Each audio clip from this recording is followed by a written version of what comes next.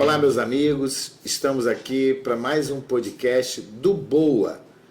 E hoje nós temos assuntos que estão acontecendo aí pela semana, pelo mês, que é as enchentes no Rio Grande do Sul. Mas estou com o meu amigo aqui, o convidado especial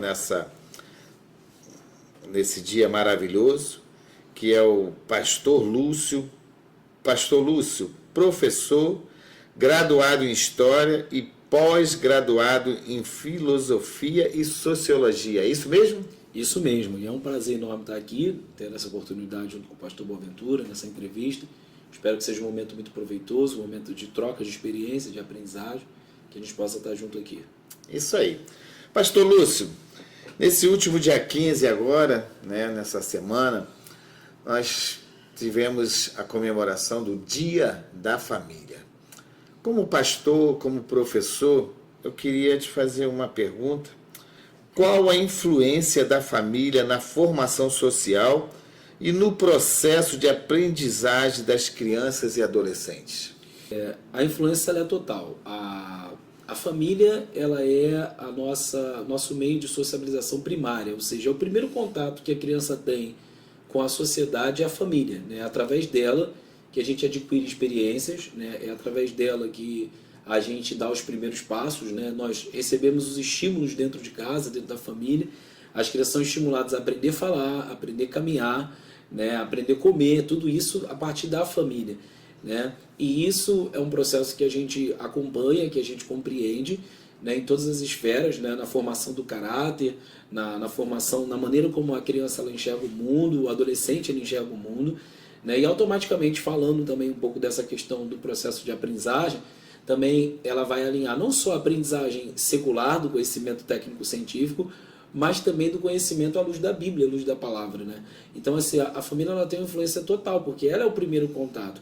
E é muito importante que os pais eles percebam isso, o poder de influência que ele tem na formação do cidadão, do indivíduo como pessoa, mas também na formação do conhecimento técnico-científico e também religioso. E falando da formação acadêmica, escolar, a família tem um papel importante porque a escola ela ensina, mas quem educa é a família. E é uma troca, é uma parceria, é importante que a família acompanhe esse processo de aprendizagem e não só faça a transferência da responsabilidade. Então é muito importante que os dois caminhem lado a lado, tanto a instituição de ensino quanto a família. O senhor falou algo importante sobre a família e falou de religião. Não é um segredo para ninguém. Nós somos pastores evangélicos. E, no meu entender, a família, para mim, dentro da igreja, é a base de tudo. A família na sociedade é a base de tudo. Porque eu não consigo imaginar uma igreja sem família. E a gente vê nos dias de hoje, estão tentando acabar com o conceito da família. Eles estão tentando, de todas as maneiras, destruir a família, porque acabando com o conceito da família é destruir a família. E o senhor, como professor, como pastor, professor de história, o que o senhor me diz disso, desse sistema de governo que nós temos visto aí nos últimos anos, tentando acabar com os princípios da família? Olhar isso como cidadão, e na minha convicção de fé, porque a gente não vai nunca negociar a nossa convicção de fé, é ir totalmente contra aquilo que a gente acredita nos primórdios da criação do mundo. Deus criou todas as coisas e Deus criou o homem e a mulher. A gente defende isso, porque a família é a base da sociedade. E a deturpação disso, ela leva a sociedade para um caminho que é perigoso. Quando você perde a referência do que é o pai, do que é a mãe, do que é a família, a gente fala de uma desestruturação. E aí lá na frente isso desencadeia na vida do indivíduo a persona, que muitas das vezes ele está perdido ali na sua personalidade justamente pela falta dessa referência. Deus, quando criou tudo, ele criou perfeito. Por isso ele fez homem, ele fez mulher, deixando uma referência ali do que é o cuidado materno e do que é a responsabilidade paterna, e a gente não pode fugir disso. Esses dias eu estava pesquisando algumas leis na Câmara Federal E eu observei que tem algumas leis ainda que não foram aprovadas por causa da bancada evangélica, mas ainda, de vez em quando, eles engavetam, né, desengavetam e colocam lá para ver se passa. E eles têm uma lei que diz que se a igreja, o pastor, não casar, né, pessoas de dois sexos, ele está fazendo uma descriminalização. E por causa disso a igreja pode ser processada e o pastor também ser processado e até ser preso. Isso aí a gente vê mais uma vez, né, querendo acabar o conceito. Você falou, Deus fez o homem e fez a mulher, para que os dois pudessem se unir e formar uma família. E eu vendo essas leis que estão tentando aprovar lá, é mais uma vez querendo acabar de vez com os conceitos da família de homem e mulher, conforme nós acreditamos pela fé, pela palavra de Deus, não é isso? Com certeza. E quando a gente vê esse tipo de comportamento, essa tentativa, né, na verdade, de colocar na garganta da sociedade, de empurrar, né, com a força um tipo de trâmite de lei como esse, na verdade é o que eu sempre digo. Aqueles mesmos que sacodem a bandeira, gritando o tempo inteiro em relação à luta, né, contra a intolerância, muitas das vezes eles são intolerantes. Porque quando eles querem impor, né, a uma instituição que tem um regimento, que tem uma crença, que tem um estatuto que é legal, e eles querem rasgar tudo isso para impor simplesmente a vontade deles, isso também é ser intolerável. Né? Então, eles que tanto falam de intolerância, muitas das vezes são os que mais acabam praticando a própria intolerância. Que a Bíblia diz o seguinte, ensina um menino, né, o caminho que deve andar, e mais tarde ele não vai se desviar dele. Né? E aí isso não é sobre levar o seu filho para a igreja, é sobre ser igreja para o seu filho, né? Como que ele te olha dentro de casa, como que ele te enxerga dentro de casa. Será que ele vê você exatamente dentro da sua casa, no meu caso, né, no seu caso? Será que os nossos filhos conseguem nos ver como o pastor, não só dentro da igreja, mas o pastor, o sacerdote da nossa casa? E isso automaticamente vai influenciar na fé deles, porque se eles tiverem uma referência positiva, o evangelho se torna positivo. Mas se a referência for negativa, automaticamente a ideia que eles terão de uma religião é que se torne uma religião negativa. É verdade. Por isso que a família é a base de tudo. Nós estamos falando um pouco da família, porque no último dia 15 foi comemorado o Dia da Família. Eu tenho isso dentro da minha casa. Eu tenho um filho hoje, 19 anos, jovem, casado. E às vezes ele ministrando a palavra de Deus, ele disse assim uma vez, eu estava sentado, ouvindo ele pregar, e ele falava assim, eu tenho uma referência dentro da minha casa, que é o meu pai. E, às vezes eu entrava no quarto do meu pai para falar com ele, e eu olhava, estava ele de joelho orando. E às vezes ele voltava 10, 15 minutos depois e estava lá eu orando. E ele falou assim, eu tenho hoje uma referência, né, que é o meu pai, que é um homem de oração, e eu sempre falei para ele, filho, sem oração a gente não chega a lugar nenhum. Mas eu digo que a gente, como pai, como família, a gente tem que deixar um legado para os nossos filhos. E é muito importante, né? Porque, como eu falei desde o início, a família é a base de tudo. Uma família estruturada, né, é garantia de dias bons, né, de dias felizes, né? Dias melhores. Dias melhores. Mas é verdade. Mas nós vamos entrar num assunto dessa semana, desse mês, que nós estamos vendo acontecer, né, no Rio Grande do Sul, as enchentes, e a gente sabe que várias emissoras de TVs abertas estão noticiando, tem sido notícia nos jornais, nas redes sociais, mas pelo que eu vejo muitas das vezes no Instagram, nas redes sociais, não é 10% do que está acontecendo, né, a realidade lá no Rio Grande do Sul. Hoje mesmo eu conversava com um pastor lá do Rio Grande do Sul e ele disse, pastor, a gente está sendo surpreendido com o corpo, né, boiando, aparecendo do nada, animais. E quando a gente vê no jornal, vê na televisão, essas coisas, a gente não vê que é essa realidade que eles estão mostrando. E nós temos acompanhado a situação do Rio Grande do Sul, pastor, e eu acho que quando as águas baixaram, o resultado pode ser assustador. O que você acha? Como vai ser esse resultado quando as águas baixar? O que você imagina que vai ser?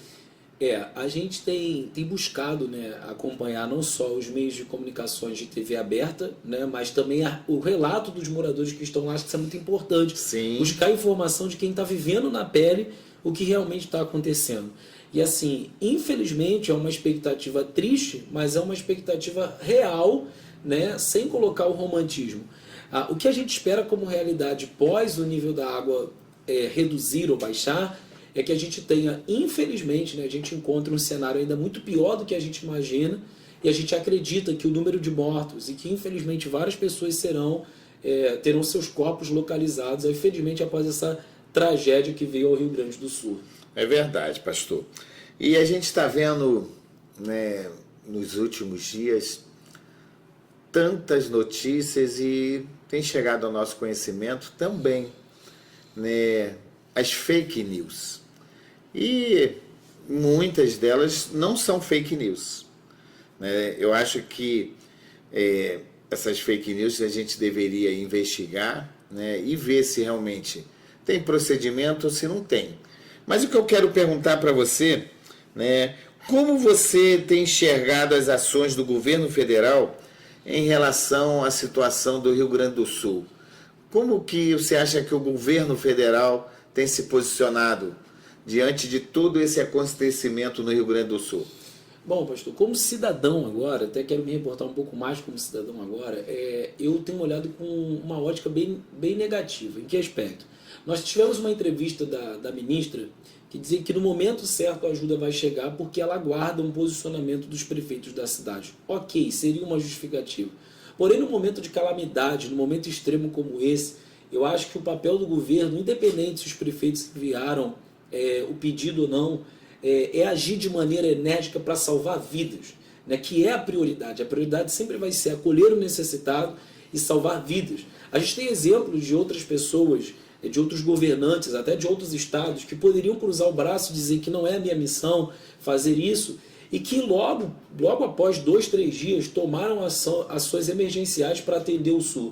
Então, assim, não existe essa desculpa de que, porque o relatório não chegou, porque a prefeitura ainda não mandou, e a gente simplesmente fica aqui aguardando quando essa informação chegar para tomar qualquer tipo de ação. O que a gente espera de um governo numa situação como essa é que a ação ela seja imediata, ela seja socorrista e, acima de tudo, que ela seja humanitária, já que se fala tanto de humanizar, que se coloque no lugar do outro, que se haja empatia. E empatia é, quando a gente precisa de ajuda, a gente não pode esperar, a gente precisa para agora. O povo do Rio Grande do Sul, eles estão precisando de socorro.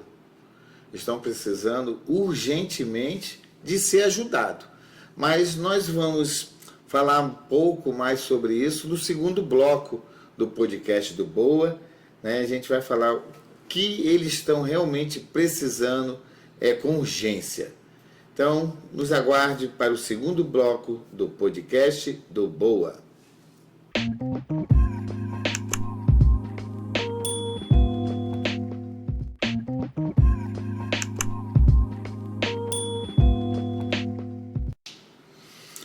Estamos de volta para o segundo bloco do podcast do Boa. Professor Lúcio, o senhor falou de algo muito interessante, ser humanitário.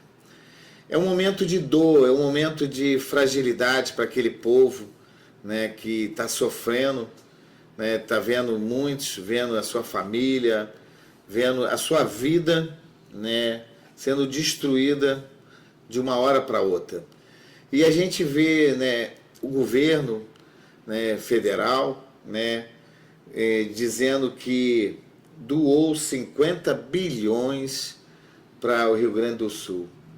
E a gente acredita, né? Houve uma mensagem, houve uma reportagem, que ele doou 50 bilhões e depois a gente vê que nada disso é verdade. Ele fez um empréstimo para o Rio Grande do Sul de 50 bilhões, não foi doado, foi um empréstimo. Como você vê isso, pastor Lúcio? É muito triste, né? Porque no momento desse, em que as pessoas estão fragilizadas, você trazer uma informação que é vazia da realidade, na verdade, é também de alguma maneira se promover em cima da tragédia do outro. E esse governo que criticou tanto, né, as ações do presidente Bolsonaro durante a pandemia, né, deveria lembrar das próprias críticas que eles fizeram, né? Sim. E agora agir de maneira mais humanizada, mais realista, apresentar o que de fato é uma realidade e não trazer uma informação como essa que coloca o governo num pedestal, quando na verdade ali não há nenhum benefício. O que há é uma aceleração de um processo de empréstimo ou de uma linha de crédito, mas doação, na verdade, não é a palavra correta. Verdade. E aí a gente vê várias outras coisas acontecendo, como a Agência Nacional Terrestre. Eles estavam realmente multando os caminhões que estavam transportando as doações, os alimentos para lá, né? E eles disseram que não. E a gente sabe que isso é mentira, que realmente a Agência Nacional Terrestre, eles estavam multando. E a gente, num momento como esse, um momento de dor, e a gente ainda vê isso vindo, né, dos órgãos federais, do governo federal, essas mentiras, a gente fica preocupado, não fica, pastor Lúcio? A nossa preocupação ela é total, né? Porque isso mostra, muitas das vezes, o despreparo das autoridades em algumas situações, né? A gente vê, enquanto as autoridades buscam trazer informações vazias, a gente vê um povo sofrido se unindo e cumprindo a missão que deveria ser da própria autoridade. Né? E tudo isso uma equipe ligada ao governo federal. Porque não é mentira, né, que a ministra da Igualdade Racial, Arielle Franco, queria priorizar o socorro, né, aos ciganos e aos quilombos. Né? E aonde a gente sabe que no artigo 5 da Constituição Federal, todos são iguais perante a lei. Isso diz lá no artigo 5 da Constituição Federal que todos são iguais diante da lei. E aí por que a ministra, né, queria priorizar um determinado grupo? Isso, para mim, é uma vergonha para o governo federal. Além de ferir um artigo constitucional, né, que é o direito de igualdade, também fala muito do que é a visão humana, né? Porque nesse momento, num momento de tragédia como esse, a gente não faz distinção de cor de pele, de origem, de etnia. A gente ajuda, independente da raça, independente da origem, independente de que grupo social Eu digo até que nesse momento a gente não tem que ter direita, não tem que ter esquerda, não tem que ter nenhum preconceito. O momento é o momento de ajudar o povo. É o amor. É o amor. É o amor ao próximo, o amor à vida, independente de qualquer viés religioso, ideológico. Esse é o momento de defender a vida. E aí a gente vê, né, mais uma vez, a igreja. A igreja, ela fazendo o papel que o governo deveria fazer. Nós sabemos muito bem, né, a Igreja do Evangelho Quadrangular, através da nossa coordenadora nacional, pastora Bianca de Oliveira, ela tem movimentado o Brasil todo com as mulheres, né? Hoje eu vi nas redes sociais o vídeo dela gravado, e ela estava pedindo ajuda, né, às mulheres da Igreja Quadrangular, em referente às peças íntimas, absorvente, né, para tudo isso para ajudar o Rio Grande do Sul. Nós vemos também o nosso presidente nacional, né, da nossa igreja, pastor Mário de Oliveira, né, um homem que desde o primeiro dia está preocupado demais com o que está acontecendo no Rio Grande do Sul. E nós vemos que ele está mobilizando toda a Igreja Quadrangular, né, para ajudar, né, o povo lá do Rio Grande do Sul. A Igreja do Evangelho Quadrangular de todo o Brasil se levanta nesta hora em favor do Rio Grande do Sul. Cada dia que passa, as doações estão chegando de maneira muito generosa para a gente, a ponto da gente ter que repartir com todo mundo e poder abastecer outros lugares também. As nossas igrejas, né, estou falando das nossas igrejas, que estão servindo como abrigo onde pessoas estão praticamente hospedadas, né, esperando que as águas abaixem, e outras estão servindo como cozinha comunitária para dar comida para as pessoas. Sabendo que nossos irmãos precisarão do nosso apoio por alguns meses, orientamos que a igreja local levante as doações e, após a triagem, encaminhe os itens para a sua sede regional. A sede regional envia para o Conselho Estadual, que coordenará os envios juntamente com o Conselho Nacional. Igreja e regiões com volumes maiores podem enviar diretamente ao nosso centro de distribuição na IEQ Canoas. Vale a pena lembrar que os itens mais necessários são peças íntimas, absorventes materiais de higiene pessoal, água e alimentos não perecíveis. Faça parte desta corrente de solidariedade. Quadrangular. Nasceu para amar. E mais uma vez a igreja entra num papel que seria do Estado, né, e ela toma-se a responsabilidade para elas também. Não é isso, pastor Lúcio? É a igreja mais uma vez mostrando a importância que ela tem, não só na questão religiosa, mas também na questão de cunho social. A igreja ela tem atuado em várias frentes quando a gente fala de vida social, né? Essa situação do Sul é mais uma prova do cuidado, da preocupação da igreja, e a gente tem o orgulho de fazer parte do povo de Deus aqui na Terra. Sim. Né? A gente tem orgulho de dizer que nós somos cristãos, apesar de muitas das vezes sermos perseguidos. Né? E como o senhor disse, a igreja entrando no campo social, onde muitas das vezes o governo falha, é ali que a igreja está presente. Né? Tirando vidas que automaticamente pela sociedade estariam perdidas e desacreditadas, mas a igreja não desiste delas. Eu sei bem disso que eu estou falando, porque eu trabalho com muitos projetos sociais dentro do município de Nova Iguaçu, e essa semana eu estava conversando com uma determinada pessoa, e ela estava me pedindo que eu arrumasse uma vaga para uma pessoa que era dependente química. E aí eu consegui, através de uma instituição, né, evangélica, um lugar para botar essa pessoa. E a gente sabe que a maioria dessas instituições, elas, né, recebem essas pessoas, esses dependentes químicos, né, e cuidam deles, né, ali tratam deles, e quando vê que eles estão totalmente cuidados e preparados, devolve eles para a sociedade. E muitas das vezes nós somos criticados através dos dízimos, das ofertas que tem dentro da igreja, mas eles não vê os projetos sociais que a igreja promove, aonde deveria ser o governo fazer isso, e a igreja evangélica ela não tem ajuda de nada do governo, ela não tem nenhum recurso que vem do governo, ela é mantida através dos dízimos e das ofertas dos fiéis. Eu tenho hoje um ônibus que é da Igreja do Evangelho Quadrangular, que é o Projeto Lucas, e nós levamos esses ônibus nas igrejas e ali nós oferecemos tratamentos odontológicos, e eu vejo quantas crianças necessitadas, crianças que precisam, né, de fazer uma limpeza, uma aplicação de flu, mas não tem condições financeiras. E eu entendo por que o Estado, o município deveria fazer essas ações, mas não faz. E aí a igreja mais uma vez entra aonde o governo teria que estar e não está, não é isso? E a igreja ela entra não só auxiliando o Estado nesse viés social, mas também em outras áreas, porque quando a gente fala de recuperar, por exemplo, um dependente químico, a gente fala de saúde pública, a gente fala de recuperar a família, a gente fala de recuperar a pessoa enquanto ser humano, a autoestima, de trazer de volta a esperança para aquela família. Então assim, olha em quantas áreas a igreja acaba atuando, em quantas áreas ela acaba entrando, né? Aonde o poder público falha, a igreja chega, mas ela chega com a missão que Jesus nos ensinou, que é transformar vidas pelo poder da palavra. Mas mesmo sendo criticada, como o senhor colocou aqui pela questão do dízimo e oferta, que às vezes as pessoas não entendem, né?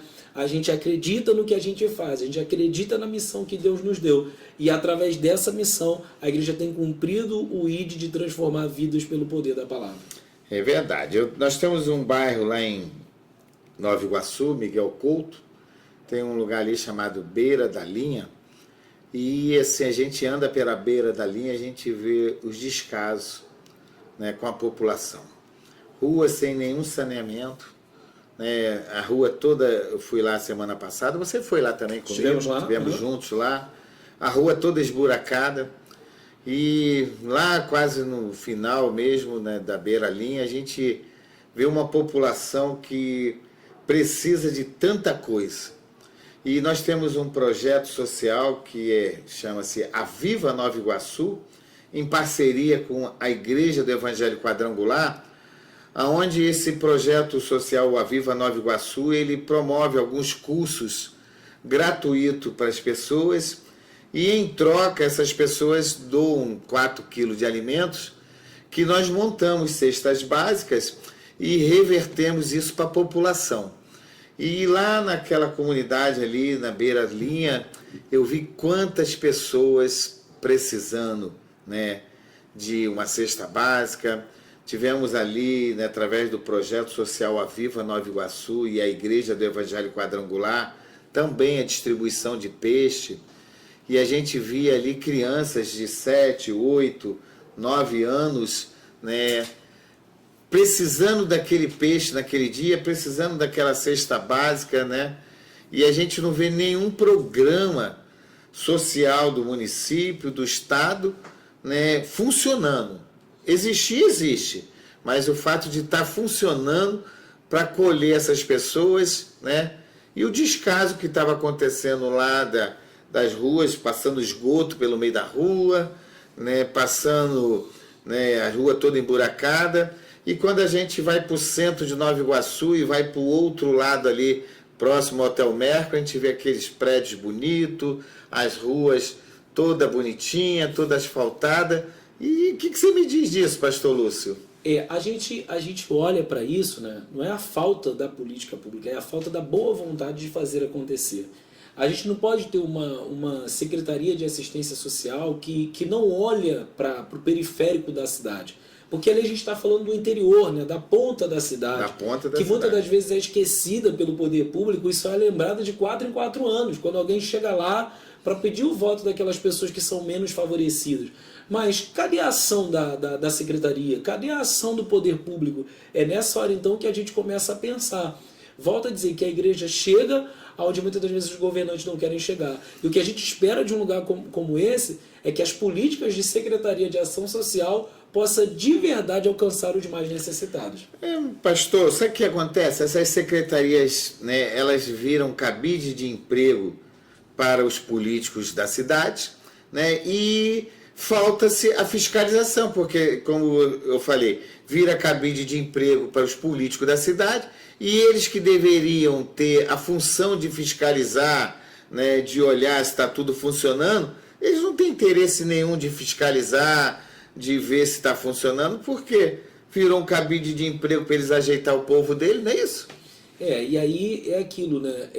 Atende-se muito mais ao interesse de cunho pessoal do que o interesse coletivo. E a gente precisa começar a acreditar e buscar governantes que olhem com o olhar do interesse coletivo e não do interesse individual. Por isso que todos sabem, eu sou pré-candidato a vereador pela cidade de Nova Iguaçu, e eu digo que nas minhas conversas eu quero me transformar, na verdade, num transformador, num agente social para a comunidade. Porque quando você se transforma num agente, né, para ajudar a sua cidade, o seu município, né, você vai, né, sair dali de dentro daquele gabinete e passar a estar na rua, passar a estar ouvindo a população, passar a ver a necessidade da população, fiscalizar se realmente, se o executivo ele está fazendo aquilo que tem que fazer na cidade, se está olhando aonde precisa de saneamento, porque a função de um vereador é isso, é fiscalizar o executivo, elaborar leis, mas para isso ele precisa realmente ser um agente de transformação, né? Então fica essa dica, né? Nós estamos hoje num assunto muito interessante, eu vou voltar no terceiro bloco para falar das grandes enchentes que está acontecendo lá no Rio Grande do Sul, mas tem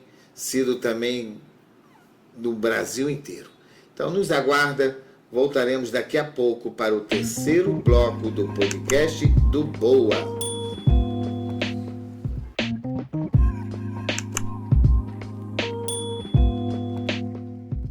Olá, meus amigos, estamos de volta para o terceiro bloco do podcast do Boa. E aqui está pegando fogo hoje, pastor Lúcio.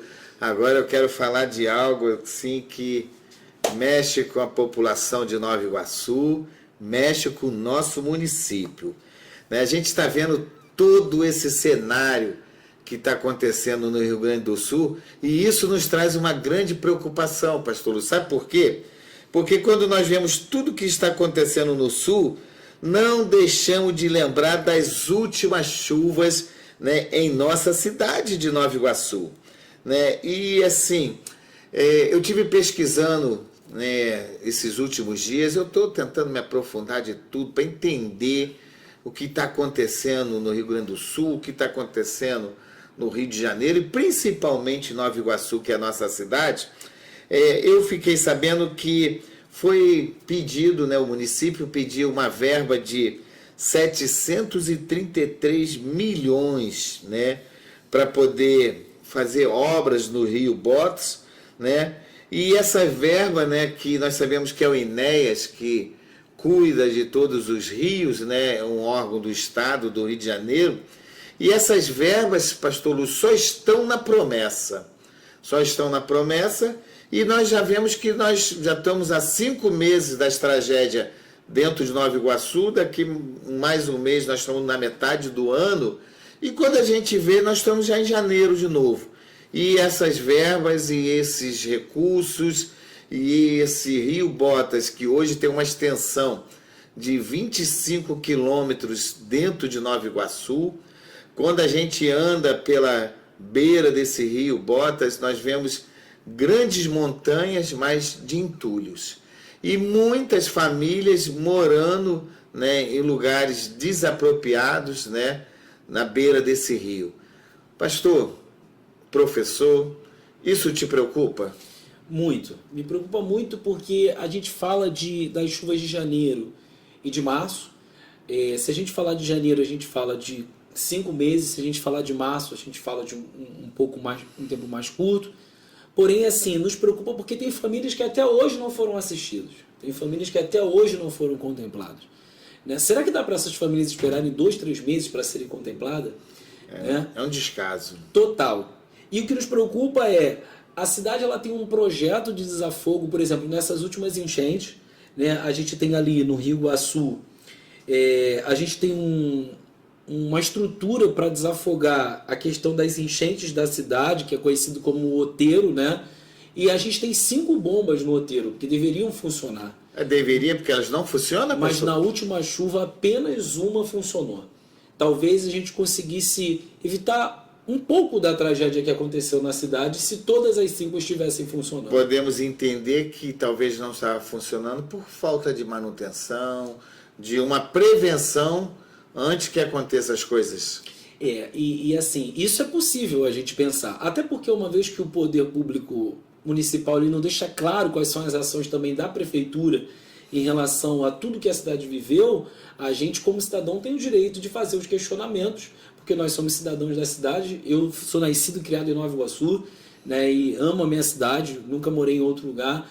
Porque diante desse cenário que está acontecendo no Brasil, nós também nos preocupamos, né, porque nós vivemos isso alguns meses atrás, né, há 5 meses atrás começou as chuvas, enchentes dentro de Nova Iguaçu, fevereiro, chegamos até a março ainda com enchente, né, em pouco tempo. E nós estamos nos aproximando, né, já do meio do ano, daqui a pouco estamos no final do ano, e nós sabemos que janeiro são meses de chuva, a gente não consegue conter, né, a natureza. Mas eu não vejo nada ainda, né, de prevenção dentro de Nova Iguaçu. Nós temos ali o Rio Botas, que hoje tem uma extensão de 25 quilômetros dentro de Nova Iguaçu, né, onde ele desemboca ali no Rio Iguaçu, não é isso? Em Belfor Roxo. E esses 25 quilômetros a gente vê montanhas, mas montanhas de lixos, casas irregulares, moradias irregulares ao redor desse rio. E isso nos deixa preocupado, porque você acha que você acha que dentro de Nova Iguaçu falta uma política de prevenção? A gente olha esse cenário, né, alguns meses depois, com muita tristeza, porque algumas famílias sequer foram contempladas. E a gente olha também com uma outra perspectiva, quando a gente fala do poder público, né, e quando a gente fala do poder executivo municipal, quando você traz esses dados do crescimento desordenado, isso é uma responsabilidade de fiscalização da prefeitura da cidade, né, dos órgãos responsáveis. né, da Secretaria de Ordem Pública, e isso também reflete nesse processo de enchente, porque se os rios tiverem uma ocupação desordenada, eles não conseguem fazer o seu transbordo natural. E falando de políticas de prevenção, a gente tem o Rio Botas, que atravessa a cidade, a gente tem o escoamento, né, para o Rio Iguaçu, e depois de todos esses meses que se passou, a gente não vê nenhuma política de limpeza, de drenagem dos rios, de desassoreamento, né? Enfim, o que os poderes estão fazendo? Então a gente olha e a gente começa a enxergar que eles vão esperar novamente a tragédia acontecer para novamente se lamentar, e mais uma vez quem paga o preço é o povo iguaçuano. É o povo iguaçuano. Você sabia, pastor Lúcio, professor Lúcio também, que o município ele pediu uma verba à União, né, ao Estado. Quem cuida, né, dos rios do Estado é o INEAS, e foi pedido uma verba de 733 milhões para fazer essas obras de prevenção, de dragagem, para poder cuidar do Rio Botas, que é o principal rio hoje dentro de Nova Iguaçu. Mas você sabia que esses 733 milhões só está na promessa? Foi pedido, mas ainda não veio, e isso nos preocupa, porque já vamos para quase 6 meses, daqui mais uns dias nós estamos no mês de junho. E eu digo que dentro do município de Nova Iguaçu nós temos deputados estaduais, deputados federais, que foram eleitos, né, pela cidade do Rio de Janeiro, mas aonde a maior parte dos seus votos vieram de dentro de Nova Iguaçu. E eu não vejo nenhuma cobrança, nenhuma...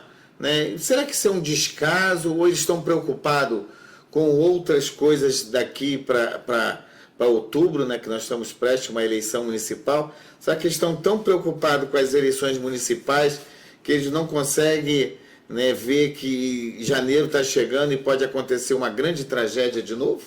E assim, a total tristeza, também a gente aqui precisa ressaltar isso, é o descaso do governo federal, que diante de uma tragédia que a gente viveu alguns meses atrás na nossa cidade, porque a gente vai classificar como tragédia, houve uma promessa para aquela comoção. E a população esperou uma resposta de que eles iriam abraçar a cidade, e isso não aconteceu.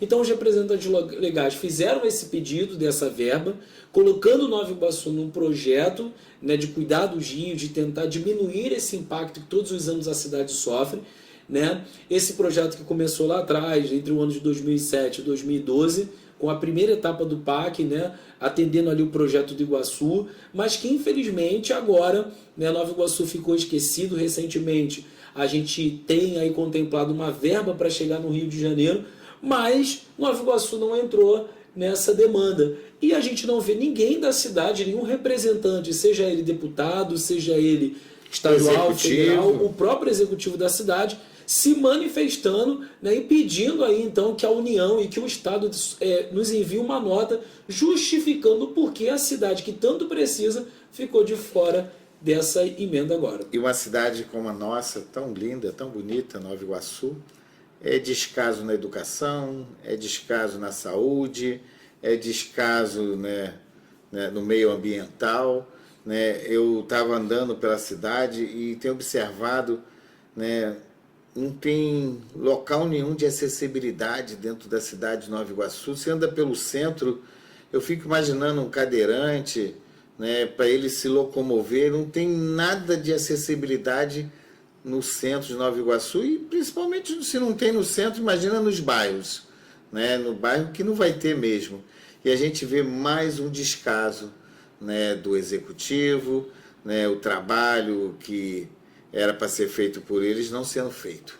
Mas isso nos deixa muito preocupados, porque, como o senhor falou, nós estamos já 5 meses, daqui a pouco estamos na metade do ano, e a gente não vê nenhuma providência, né, clara, visível, que está sendo feita alguma prevenção, né?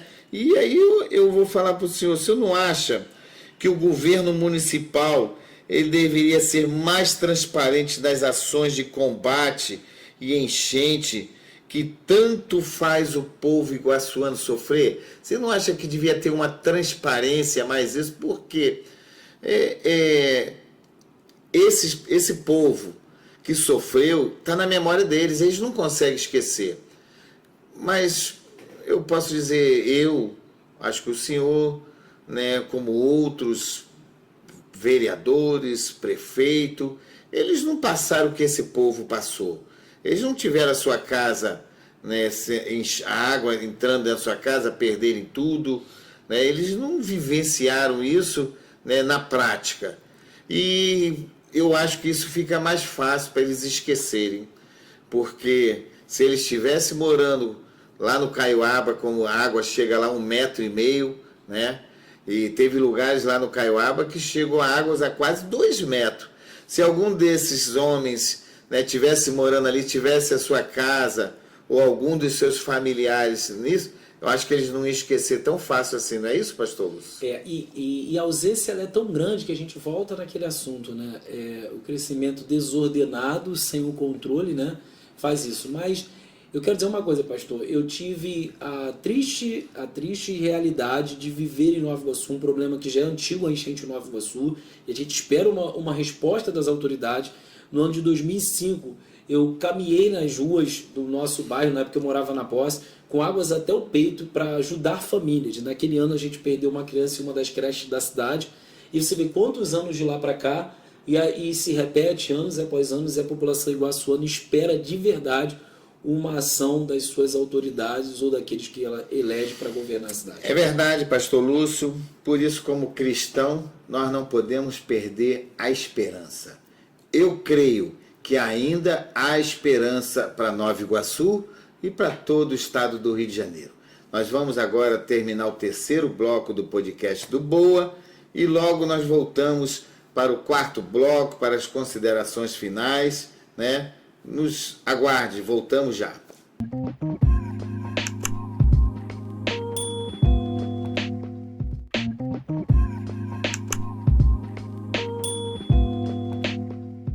Estamos de volta para o quarto bloco do podcast do Boa e agora nós vamos fazer as considerações finais. Eu queria dizer para vocês, meus amados, que nós, como igreja e a Igreja do Evangelho Quadrangular, está fazendo um trabalho não só no Rio de Janeiro, Nova Iguaçu, como todo o Brasil. Nós estamos, através da conta bancária da igreja, a Igreja Quadrangular hoje é uma instituição séria. Só lá dentro do Rio Grande do Sul nós temos mais ou menos 2.000 igrejas. E através do Conselho Estadual do Rio Grande do Sul, nós estamos recebendo doações, né? Está passando aí na tela o QR Code, a conta bancária. Você que quer ajudar o Rio Grande do Sul, faça o seu Pix, mande a sua ajuda. A nossa coordenadora nacional de mulheres da Igreja do Evangelho Quadrangular está fazendo uma campanha em toda Nova Iguaçu, em todo o estado do Rio de Janeiro, pedindo doações, né, de peças íntimas, né, absorventes, para que tudo isso a gente possa juntar. Nós estamos com o nosso posto de coletas na nossa sede estadual, em Bangu, no Rio de Janeiro, onde nós vamos juntar tudo e mandar para o povo do Rio Grande do Sul. Ajude, seja solidário, porque o povo do Rio Grande do Sul está precisando da nossa ajuda. Como eu falei, agora não importa se você é cristão, se você é católico, se você é espírita, se você é de direita, se você é de esquerda. O que importa para nós, pastor Lúcio, é que o Rio Grande do Sul está clamando, está pedindo socorro. E nós, como povo brasileiro, temos o dever de ajudar os nossos irmãos gaúchos. Não é isso, pastor Lúcio? Dê suas considerações finais. Essa é a nossa missão. Ajude o Rio Grande do Sul. Obrigado, pastor Boaventura, pelo convite de estar aqui hoje. Espero que você receba todas essas informações, que seja de aproveito para você. É uma honra estar aqui. E nós acreditamos. A esperança para Nova Iguaçu, a esperança para o Rio de Janeiro, a esperança para o Brasil. Estamos juntos e misturados. É isso aí, gente. Nós vamos terminar agora o podcast do Boa. Mais uma vez eu parabenizo a família. No último dia 15 foi o Dia da Família. Até o próximo podcast do Boa. Paz seja convosco.